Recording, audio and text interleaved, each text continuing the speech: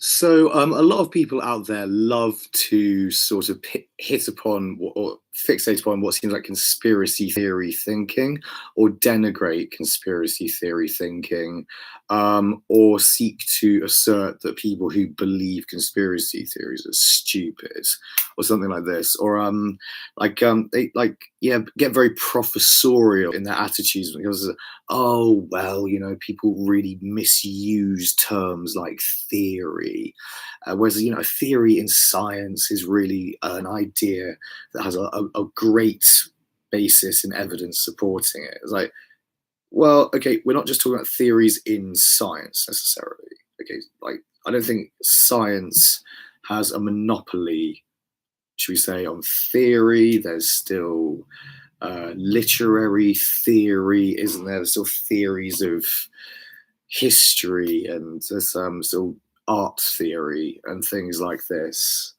And I think, yeah, theory has a broader definition. And what I think it means is something like an idea that you believe in for some set of reason or set of reasons, whose basis is either in empirical evidence or rational argument. So I think, a theory, as opposed to, mere conjecture, is the sort of thing that will say, okay, I have this basic premise, and then there are these, and these points of evidence that seem to make it credible, you know.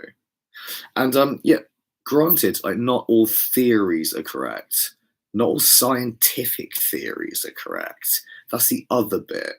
There's about four or five major quantum gravity models out there at the moment, and it stands to reason that they can't all be correct, and that's just the way it is. Or maybe aspects of them are correct, but they're flawed in other ways, which is, I think, far more likely to turn out to be the truth. No one, the most popular one is string theory, but no one in physics really accepts it. It's not really, it has no sort of major smoking guns in terms of empirical evidence.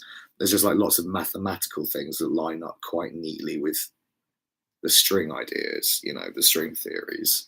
But and they act as though like conspiracy theories, like they're always wrong.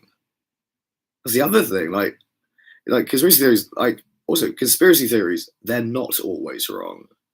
This is the other thing you really need to understand. Conspiracy theories, they're not always wrong at all. I mean, back in the 60s and early 70s, you'd have had all sorts of long-haired, bearded hippie types going, the government's experimenting on people with LSD, man. It's government mind control experiments, man. But then 20 years later in the 90s, or was it the late 80s, yeah,